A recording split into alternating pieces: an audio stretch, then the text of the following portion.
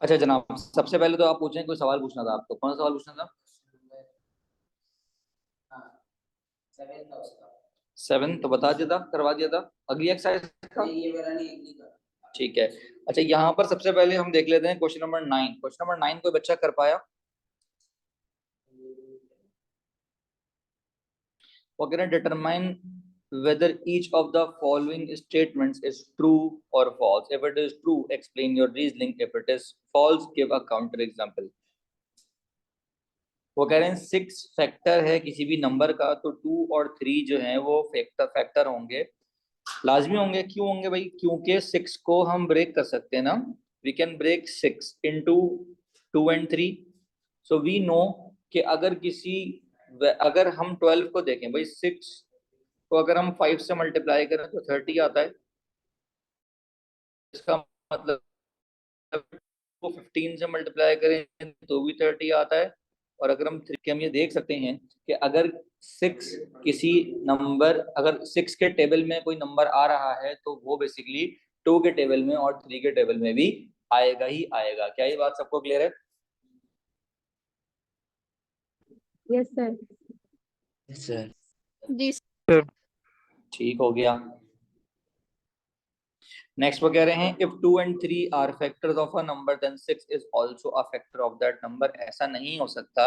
अगर 2 और 3 दोनों अच्छा एंड लिखा हुआ है, तो अगर 2 और 3 दोनों किसी नंबर के फैक्टर हैं तो इसका मतलब है 6 भी फैक्टर होगा। रीजन इज के 2 और 3 वही वाला रीजन है जो ए पार्ट में सिखाया कि भाई 6 जो है वो ब्रेक हो सकता है 2 इंटू 3 में। तो वो कह रहे हैं 2 और 3 दोनों फैक्टर्स हैं। तो अगर अगर ये लिखा होता 2 और 3, अगर लिखा होता 2 और 3, तो 2 और 3 जो है वो पॉसिबल नहीं होता, क्योंकि ऐसे भी नंबर होंगे जो 2 के टेबल में आ रहे होंगे लेकिन 6 के टेबल में नहीं आ रहे होंगे, 3 के टेबल में आ रहे होंगे लेकिन 6 के टेबल में नहीं आ रहे होंगे। तो यहाँ पर अगर हमने लिखा है कि 2 एंड 3, तो इसका मतलब वो नंबर जो कि 2 के टेबल में भी हो और 3 के टेबल में भी हो, तो ऐसे नंबर को हम मान लेंगे कि वो 6 के टेबल में भी आएगा ही आएगा। अच्छा जी, पार्ट सी में हमसे क्या कह रहे हैं? if 2 and 4 are factors of a number then 8 is also a factor of that number। अब यहां पर ये बात एग्जिस्ट नहीं करेगी। रीजन जनाब, अगर हम बात करें 12 की,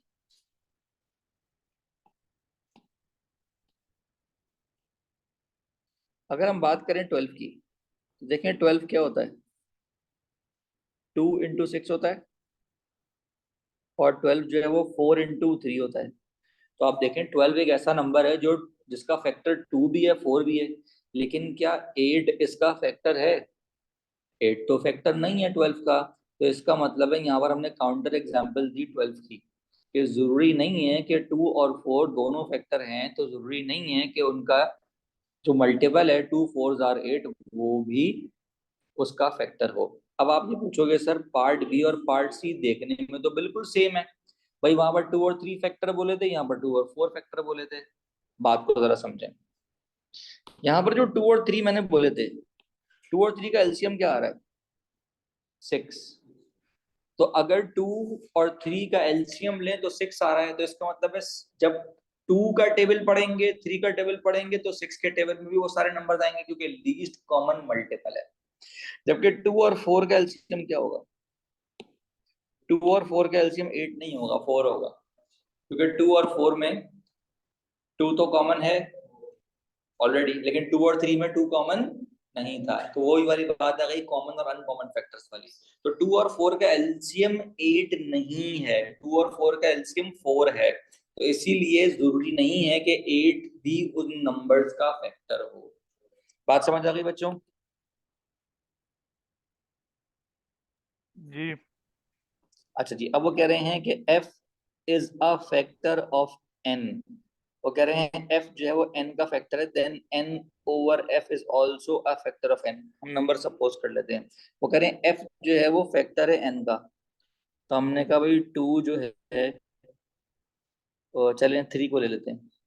लेट से हमने कहा भाई 3 जो है वो फैक्टर है 12 का। तब वो कह रहे हैं कि जब मैं 12 को डिवाइडेड बाय 3 करूं, तो वो कह रहे हैं is also a factor of n। तो जब यहाँ से जो आंसर आएगा 4, भाई वो 12 का फैक्टर है या नहीं है? बिल्कुल है। तो बेसिकली जब ये डिवाइड करेगा इसको, क्योंकि वो उसका फैक्टर है, तो लाजमी सी बात है दूसरा फैक्टर आंसर आएगा। देख देखो, n एक नंबर है जो कि बराबर है e इंटू एफ के, तो इसका मतलब है f इसका फैक्टर है, e भी इसका फैक्टर है। अब n को f से डिवाइड करोगे तो e आएगा, और n को e से डिवाइड करोगे तो f आएगा।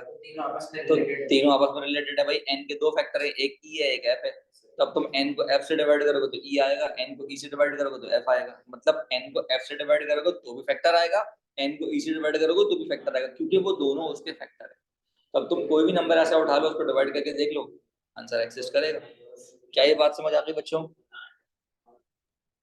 जी सर। अच्छा, अब वो कह रहे हैं कि H जो है वो HCF है P और Q का।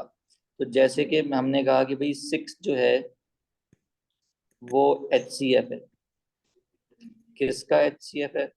18 और 24 का, क्योंकि 6 3s are 18 and 6 4s are 24। अब वो कह रहे हैं कि ये जो दो नंबर हैं ये डिविजिबल बाय 6 होंगे। सही कह रहा है गलत कह रहा है?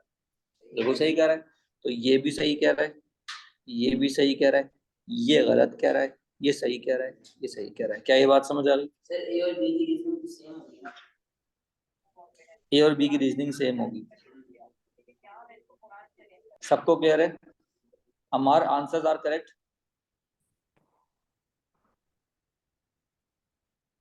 हमारे आप ना चेक कर रहे हो? करो जनाब। क्वेश्चन में हमसे कह रहे हैं कि एक नंबर है 9, एक नंबर है 12 और एक नंबर है 252। वो कह रहा है कि आपने, नहीं, वो कह रहा है एक नंबर है 9, एक नंबर है 12 और एक नंबर है n। वो कह रहा है इनको मल्टीप्लाई करके आंसर बनाना है आपको 252। तो सबसे पहले हम क्या करते हैं, हम 252 को ब्रेक करके लिख लेते हैं।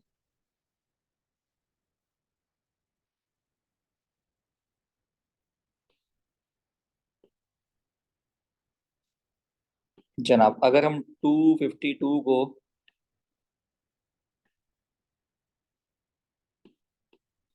अगर हम 252 को ब्रेक करके लिखें, क्वेश्चन नंबर 9 है ये, जरा देखें कैसे ब्रेकिंग होगी। तो हो जाएगा 2 1s एंड देन 2 2s, फिर 2 6, फिर आएगा 2 6 एंड 2 3s, फिर आएगा 3 3s, sorry 3 2s and 3 1s, उसके बाद 3 7s और फिर 7 1s। तो इसका मतलब है 252 जो है वो बेसिकली एक नंबर है जो कि है जनाब 2 इंटू 2 इंटू 3 इंटू 3 इंटू 7। जबकि हमारे पास जो दूसरे नंबर्स उन्होंने दिए थे वो क्या दिए थे बेटा? 9 और 12 दिए थे गालिबन। चेक कर लेते हैं। यस, उन्होंने जो बाकी नंबर दिए थे वो 9 और 12 दिए थे। ठीक हो गया जी।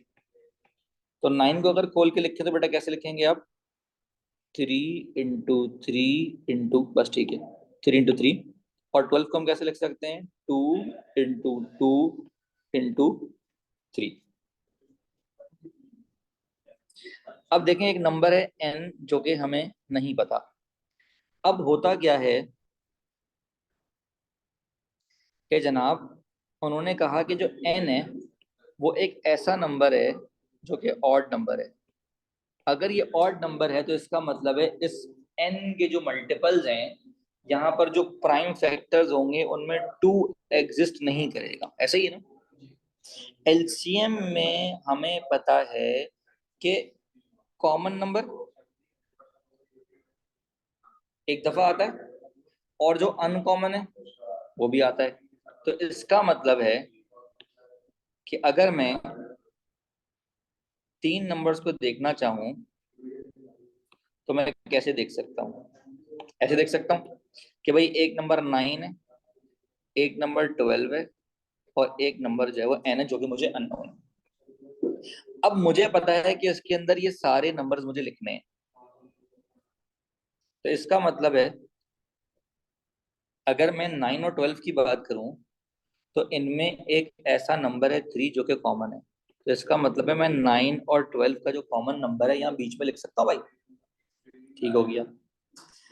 अब ये जो दोनों 2 हैं ये 12 के पास हैं, और यहां मैं 2 लिख नहीं सकता क्योंकि वो कौन सा नंबर है, ऑड नंबर है। तो इसका मतलब ये जो दोनों 2 जाएंगे ये 12 के पास जाएंगे। क्या ये बात समझ आ रही है सबको? तो इसके अलावा जो यस 3 बचेगा वो यहाँ पर जाएगा।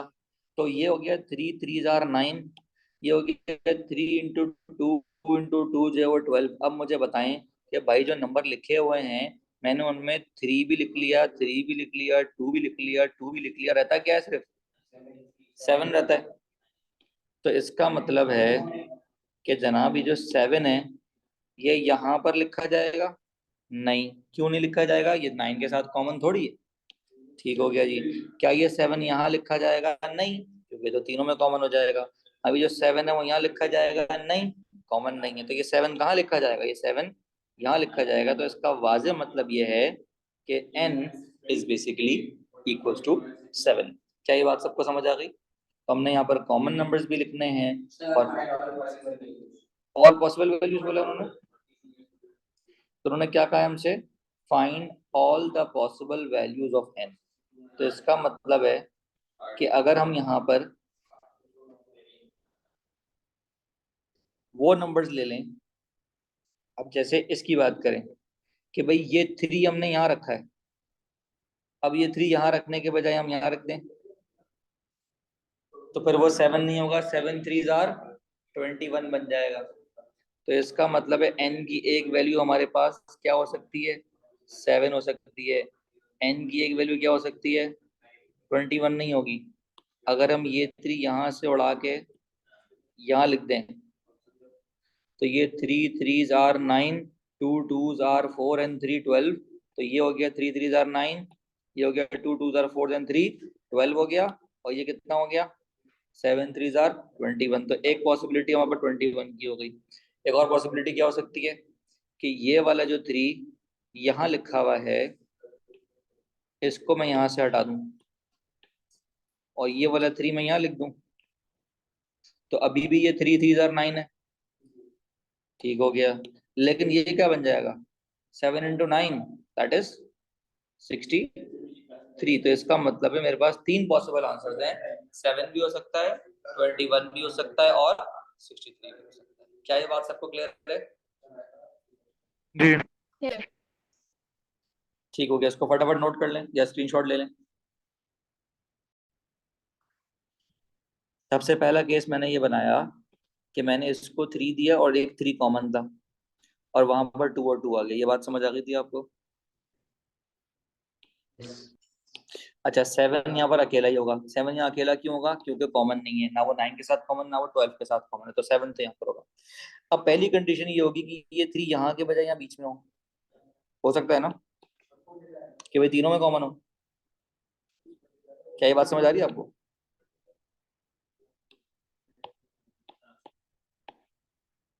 हाँ भाई अम्मार, ये बात समझ आ रही है आपको कि मैंने यहाँ पर क्या किया कि ये वाला 3 जो यहाँ लिखा हुआ था मैंने यहाँ लिख लिया यहाँ पर। लेकिन अभी भी क्या है? ये 3 3 आर 9 है। ओके, अभी भी ये क्या है? 2 2 आर 4 एंड 4 3 आर 12। लेकिन ये नंबर चेंज हो गया, 7 3 आर 21। तो इसका मतलब है कि n का आंसर क्या हो सकता है? 21 हो सकता है। यहाँ पर n का आंसर क्या था? 7 था। ये दोनों केस समझ आ गए आपको हमार? Yes sir. अच्छा, अब तीसरा केस क्या हुआ कि ये वाला नंबर तो मैंने यहीं रखा लेकिन जो 9 का नंबर था वो मैं यहाँ ले आया। तो ये देखो अभी भी 3 3 आर 9 है। ये अभी भी क्या है? 3 2 आर 6 एंड 6 2 आर 12। जबकि ये नंबर अब चेंज हो चुका है, 7 9 आर 63 हो चुका है। बात समझ आ गई? Yes sir. ओके, आगे चलें। Is everybody clear? Shariq, Abdullah, Manoor, yes Arif. ठीक है, आगे चलते हैं। नेक्स्ट हमारे पास सवाल क्या था जनाब? वो कह रहे थे determine whether each of the following statements is true or false. If it is true, explain your reasoning. If it is false, give a counter example. वो कह रहे हैं 6 is a multiple of a number, then 12 is also a multiple of a number. भाई देखें, एक number है 2, 2 3 करते हैं तो 6 आता है, 3 2s करते हैं तो 6 आता है। तो वो कह रहे हैं कि ये 2 का मल्टीपल है, ये 3 का मल्टीपल है। तो वो कह रहे हैं कि 12 भी मल्टीपल होगा उस नंबर का। तो हमें पता है कि 2 के टेबल में 12 आता है और 3 के टेबल में 12 आता है। तो इसका मतलब पहली बात तो क्लियर हो गई। अगले में वो कह रहे हैं कि अगर 12 मल्टीपल है किसी नंबर का तो वो 6 का भी मल्टीपल होगा, ऐसा नहीं हो सकता। जैसे कि भाई 12 जो है वो 4 इंटू 3 है, तो 12 is a multiple of a number. 12 जो है 4 का मल्टीपल है, लेकिन 6 जो है वो 4 का मल्टीपल नहीं है। दोनों पार्ट क्लियर है सबको?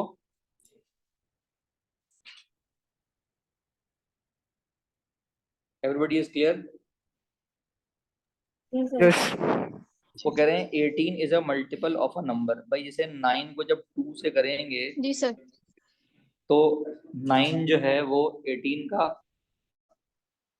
18 is a multiple of a number.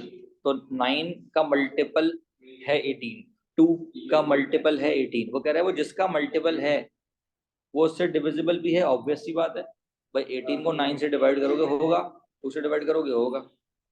Next वो क्या कह रहे हैं कि m एलसीएम है p और q का। जैसे जैसे 8 और 12 का एलसीएम लें तो 24 आएगा। तो कह रहे हैं m is the LCM of p and q, then m is divisible by both p and q। बिल्कुल सही है। लीस्ट कॉमन मल्टीपल का मतलब ही यही है कि दोनों के टेबल में आता होगा वो। क्या ये सवाल क्लियर है? क्या ये सवाल सबको क्लियर है? जी जी सर।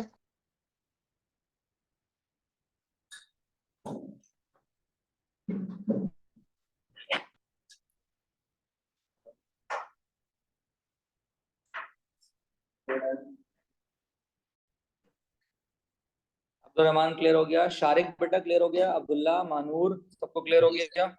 जी सर क्लियर है। जी ठीक हो गया जी। अब हम चलते हैं आगे।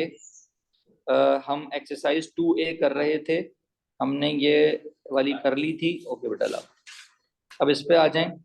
तो जनाब ये आंसर सारे के सारे कैलकुलेटर से चेक करने थे, तो आप लोगों ने किए आंसर चेक? तो 7 का कोई भी पार्ट नहीं हो रहा, ठीक है। जरा आंसर चेक कर लें, कैलकुलेटर निकाल लें बेटा।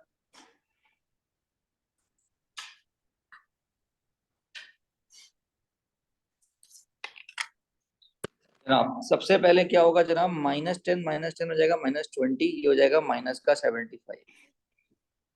अच्छा जी, -8 + 2 कितना हो गया? माइनस का 6, माइनस माइनस प्लस, -12 + 6, -6, -6 + 3, -3। चेक कर लें अपने आंसर्स जनाब। -45, -150, -130 जनाब। पहले मल्टीप्लाई होगा तो 15 × 3 45, 45 में -2 करेंगे 43। पहले ब्रैकेट सॉल्व होगा, -7 मल्टीप्लाई बाय -3 प्लस का 21 आ जाएगा। किसी पार्ट में क्लियर नहीं हो भाई फौरन पूछ लेना मुझसे। पहले होगा ब्रैकेट सॉल्व, तो 32 में से 12 निकाला, कितना हो गया? 20 हो गया। फिर वो कह रहा है कि 4 को डिवाइड करो 20 से, 4 डिवाइड बाई 25 आएगा, 1/5 आएगा। तो -25 मल्टीप्लाई हो रहा है -1/5 से, तो आंसर आएगा बेटा +5।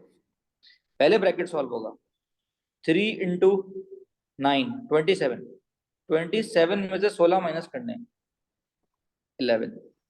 किसी को किसी पार्ट में मसला हो हाथ के हाथ पूछ लेना। पहले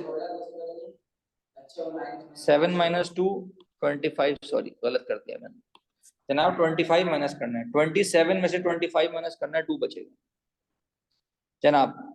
पहले मल्टीप्लाई होगा, ये बन जाएगा -6, -6 -10 -16। फिर मल्टीप्लाई करेंगे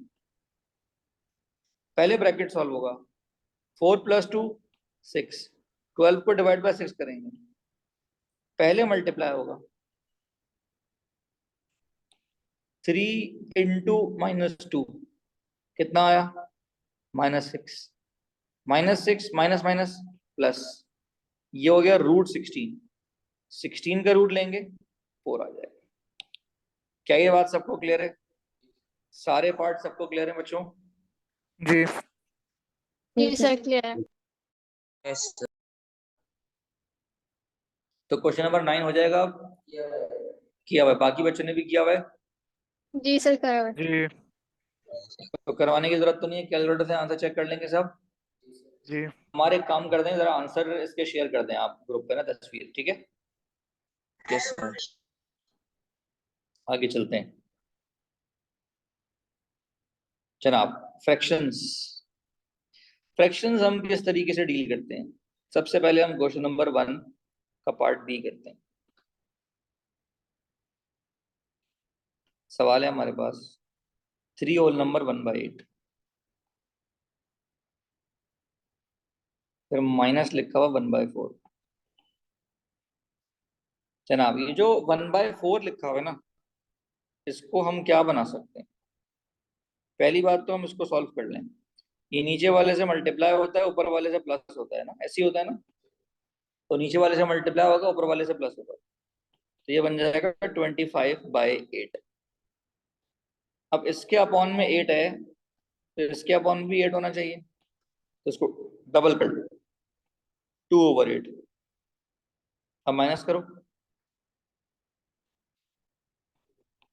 23/8।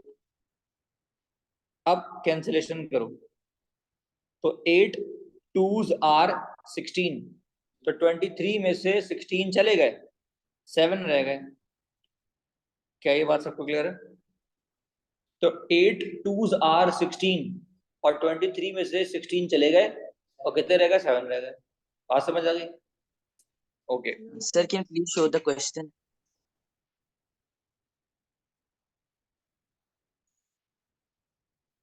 ठीक है, ठीक है अमर, यस सर। ओके जी। क्वेश्चन नंबर 3 पार्ट बी, वो कह रहे हैं 3 whole number, sorry 2 whole number 3/5, फिर क्या कह रहे हैं, मल्टीप्लाई है 15/26, पहले बन यही है, ठीक है। अब क्या होगा बेटा, ये बन जाएगा 5 2s आर 10 और 10 + 3 13, 13/5 इंटू 15/26, तो 13 और 26 कैंसिल हो जाएगा, तो इसको लिख लेता हूँ 13/26 जो कैंसिल हो रहे हैं, और इसको लिख लेता हूँ 15/5, ये कैंसिल हो रहे हैं, ये बचेगा 1/2, ये बचेगा 3, कैंसिल होके कितना हो गया, 3/2। सबको क्लियर है? तो यस सर 3/2 को हम कैसे लिख सकते हैं, 1 होल नंबर, क्योंकि 2 1s आर 2, 1 रह गया, तो 1 whole number 1/2। Is that clear? Yes sir. ठीक हो गया जी। इसके बाद हमारा पार्ट डी, पार्ट डी क्या कह रहा है, 1 होल नंबर 7/9 डिवाइडेड बाय 4/3। तो पहली बात ये हो जाएगा 9 1s आर 9 + 7, ये हो जाएगा 16/9। अच्छा, डिवाइड को हम उल्टा करके लिख लेते हैं, मल्टीप्लाई बना लेते हैं, तो इसको हम, नहीं ये डिवाइड में कर सकते हैं, कर सकते हैं, ये हो जाएगा 3/9, इसको लिख लो 16/4, तो प्यारे बच्चों ये हो जाएगा 1/3 और ये हो जाएगा 4, तो फाइनल आंसर क्या आएगा, 4/3। ये हो जाएगा 1 होल नंबर 1/3, क्योंकि 3 1s आर 3 और एक रह जाएगा रिमाइंडर। ठीक हो गया बेटा यहाँ तक? तो मसला सबको क्लियर है? जी नहीं जी सबको जी अब्दुल्ला क्या कहना चाह रहे हो भाई? क्लियर है नहीं है? जी क्लियर है। अच्छा, okay, moving on to question number 7। 7 का तुम्हें कोई पार्ट करवाना है? ठीक है जनाब, क्वेश्चन नंबर 7 का पार्ट बी। 7 का पार्ट बी हमसे क्या कह रहा है? 130.4। नहीं, अगर कैलकुलेटर अलाउड ना हुआ, आईजीसीएसई वाले बच्चों को तो अलाउड है, लेकिन अगर वो ये सवाल देंगे तो आपसे बोलेंगे शो वर्किंग, फिर आपको कैलकुलेटर से करना के बगैर कैलकुलेटर यूज कर सकते होंगे आईजीसीएसई वाले बच्चे, लेकिन उनको फिर वर्किंग शो करनी पड़ेगी। तो जनाब ये हो गया 1304। पॉइंट के बाद एक नंबर है तो डिवाइड में 10 लिख दो। पॉइंट के बाद 2 नंबर है तो डिवाइड में 100 लिख दो। जनाब 1304 को 15 से मल्टीप्लाई करना है, तो अगर P1 है तो आप पूरा मल्टीप्लाई करके दिखाएंगे। तो यार है जनाब 19560। यकीनन हमारे बच्चों को मल्टीप्लाई करना तो आता होगा, अगर कैलकुलेटर अलाउड नहीं है तब भी मल्टीप्लाई करना तो आता होगा, वही चाइनीज मेथड जो होता है। ठीक है जनाब, अब 3 डिजिट के बाद पॉइंट लगाना है आपने, तो इसका मतलब ये बन जाएगा 19.560। तो अब ये जीरो लिखे ना लिखे कोई फर्क नहीं पड़ता, कोई मसला बेटा सवाल में? बेसिकली पॉइंट यहाँ से यहाँ आया, फिर यहाँ आया, फिर यहाँ चला गया, 1 2 3 डेसिमल शिफ्ट हो गया। ठीक हो गया?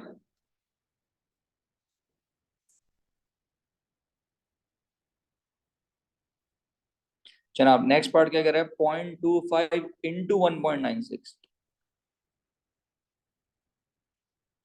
0.25 मल्टीप्लाई बाय इंटू 1.96, यही सवाल है? बिल्कुल यही सवाल है। हाँ भाई, कैसे करेंगे? पहले हम करेंगे 25/100 लिखेंगे, और उसके बाद इसको लिखेंगे 196/100। जनाब इसको अगर कैंसिल कर लें ये बन जाएगा 1/4। ये है 196/100। जनाब 4 के टेबल से कैंसिल करें, 4 4s are 16 and 4 9s are 36। Divide में लिखा हुआ है 100, तो वजन कितना हो जाएगा? 0.49। Is that clear to all of you? Is that clear to all of you? Yes. Okay जी, Yes, sir. अगला पार्ट देखते हैं, क्वेश्चन नंबर 8 का पार्ट बी। क्वेश्चन में हमसे कह रहे हैं 1.32 डिवाइडेड बाय 0.12। जनाब इसको पहले हम कैसे लिखेंगे? इसको लिखेंगे 132/100, और इसको हम लिखेंगे 12/100। गलती से जनाब डिवाइड को हम अगर लिखें तो हम क्रॉस मल्टीप्लाई करते हैं, तो 132 मल्टीप्लाई होगा 100 से, और ये हो जाएगा जनाब 1200। बेसिकली ऐसे होगा ये क्रॉस मल्टीप्लाई। ठीक है, तो जनाब सारे जीरो काट दें आप।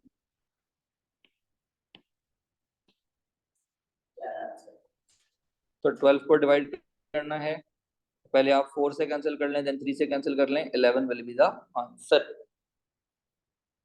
पार्ट डी देख लेते हैं, 4.35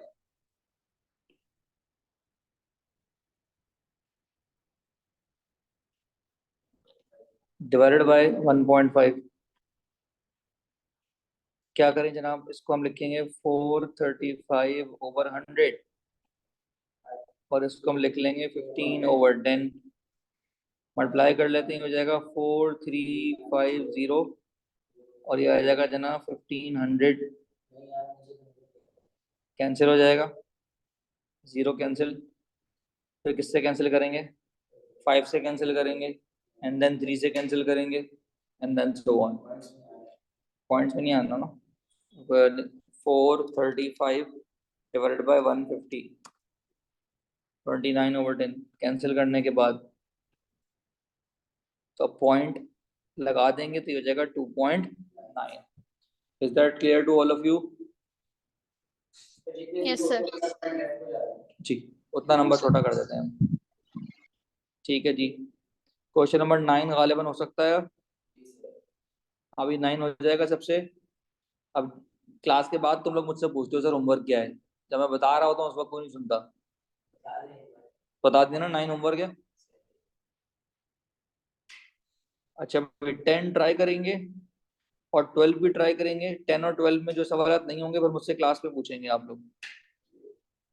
अब एक काम करें, अमार बेटा इसकी पिक्चर लें और ग्रुप पे भेज दें, स्क्रीनशॉट ले ग्रुप पे भेज दें। नहीं, अभी गूगल क्लासरूम बना दूंगा मैं। 19 से आपका गूगल क्लासरूम बन जाएगा, होमवर्क क्लास पर वहीं सबमिट हुआ करेगा। अमार डन?